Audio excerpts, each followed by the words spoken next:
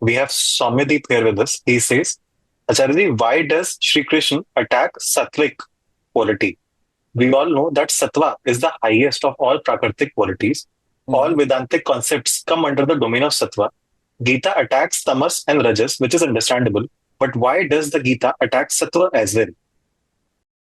Gita or Vedanta have nothing to do with Sattva. All this is Prakriti. At most, Sattva is useful as a means to move away from all three gunas. It is a basic mistake to think that Gita or Vedanta have to do with Sattvikta. Not at all. Even Sattvikta is to be rejected as the destiny. While even Rajsikta is to be embraced if useful as a means. If Rajsikta is about, for example, indulging in action as is commonly understood, then what Krishna is asking Arjun for is Rajsik. He is asking him to get into the war. Even Rajsikta is alright if it leads to freedom, mukti. Ultimately, you have to move to a gunatit state. All three gunas, all said and done, belong to Prakriti, and you have to move beyond Prakriti. Move beyond your association with Prakriti.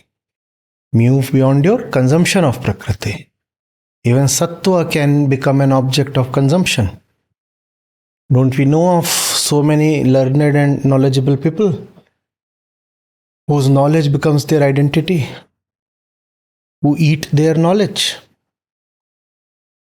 Just as it is possible to get trapped in Tamas and Raj, it is equally possible to get trapped in Sattva.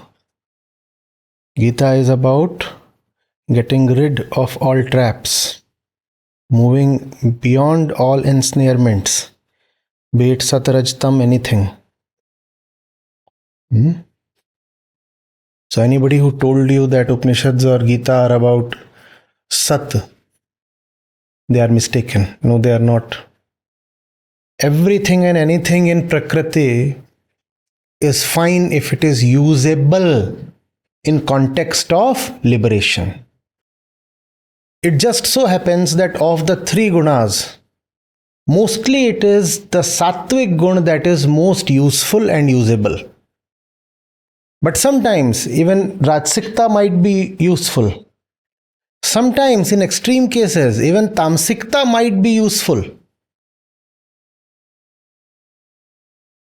Even Tamsikta might be useful in context of liberation. But that is rare. Sattvikta has to do with the right knowledge. And so, in context of usefulness for liberation, 80-90% times it is the sattvic gun that is useful. But sometimes Rajasic gun is also useful, and sometimes Tamasic gun is also useful. A fellow whose major problem is his laziness. He is tied to his laziness and he thinks of his indolence as something spiritual. I don't want anything, I don't desire anything. The thing is that you do want something, and that is perpetual rest. And that's what you're always craving for. Couch potato. One of the ways to liberate this person might be the Rajogun. Make him run. Make him run. Because his trap is his laziness. Make him run. So in this context, Rajogun might be a useful thing. It was not without reason that Vivekananda said that this country would benefit better by playing football rather than the Gita. He said that in context of one particular kid. That kid was probably quite frail. and physically unseemly and weak. So he said, what will you do with the Gita? You first of all go and play football. You see the usefulness of Rajogun here in context of liberation. Similarly, you can think of examples where even Tamogun is useful. Those examples will be relatively difficult to think of because Tamogun is the most, what should I say, not basic one, the lowest one. So it's rare that you will find this gun as useful, but sometimes it can be. In a very approximate sense, you could say that freedom from Prakriti is attained only via Prakriti. And Prakriti means these three roots. Satarajtam, 80% of the times it is the Sat root that will be useful, which means you have to listen and read and think and meditate and understand and reflect, all those things. All those come under Satogun. 19% of times, 19% of times Rajogun might be useful. So that's why you are advised to go to the gym and take up sports and remain physically active and strong. But 1% of times, it is also possible that Tamas is useful. Okay. An example has come. Have you ever heard of Gurdjieff? One of the spiritual teachers of the last century. So one of the things that he used to do was, that was the century, you see, when you had great advances in psychoanalysis. So we were learning of the subconscious. It was also the time of Gurdjieff. His time coincides, or in a very broad sense, with that of Freud, Jung, etc. So we're learning that most of our mind is below eye level, below sea level, just as the iceberg is below sea level. Similarly, most of our mind is below eye level, which means in a metaphorical sense that we cannot see it. So our bondages too are at a place where they cannot be seen.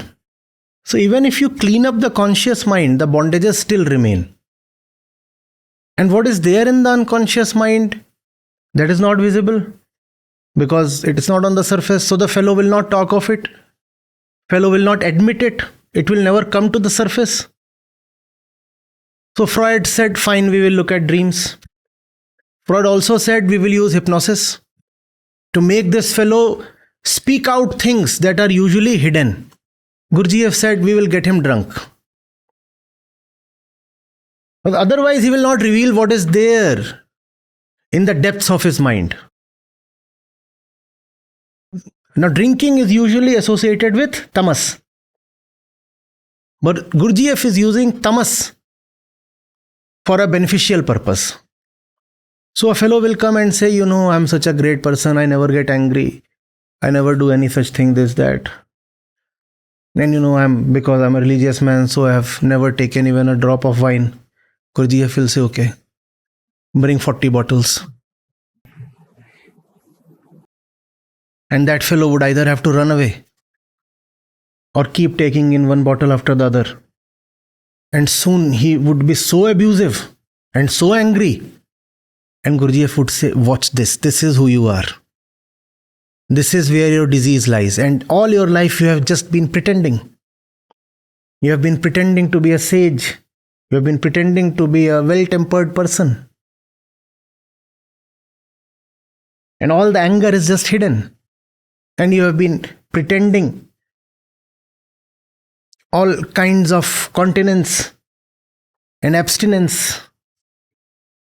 And now look at the eruption of sexuality from your unconscious. The fellow was such a very mild-natured one, a perfect gentleman. 4 bottles down.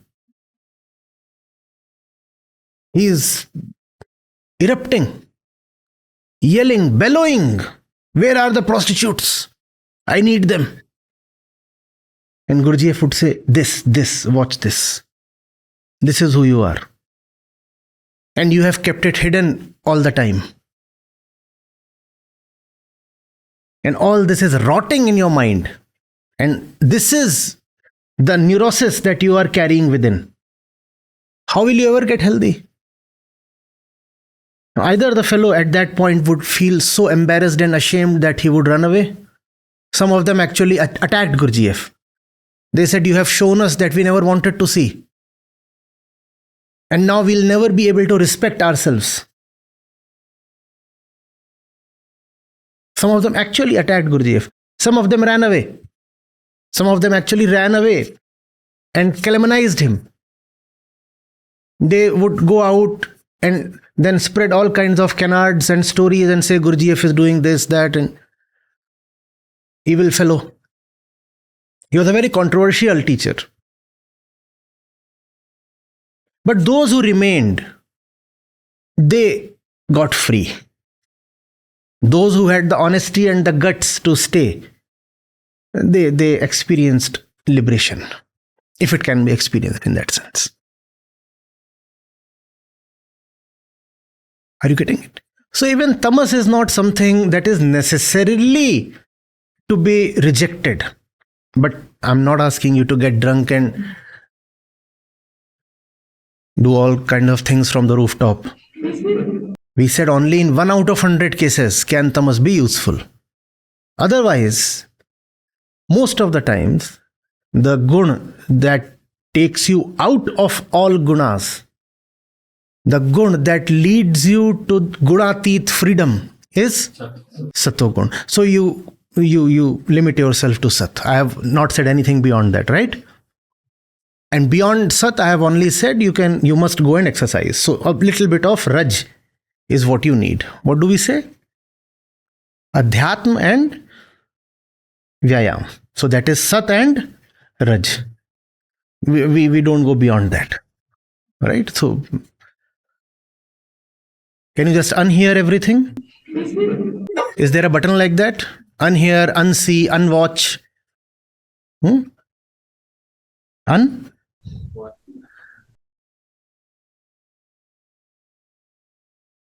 Delete it from your history.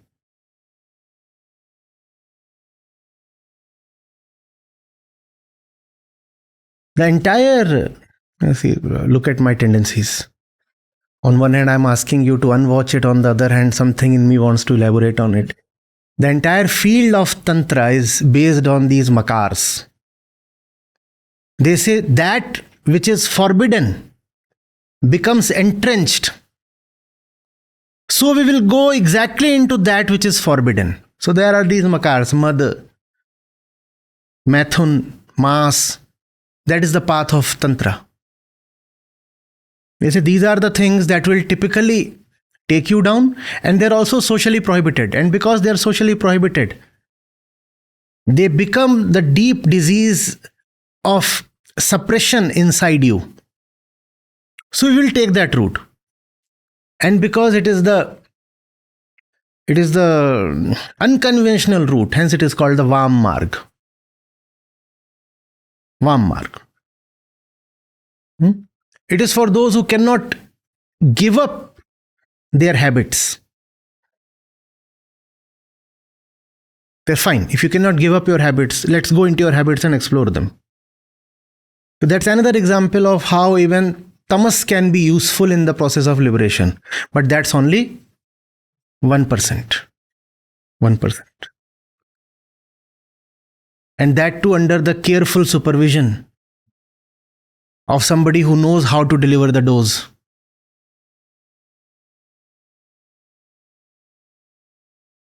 None of you is getting any ideas, right?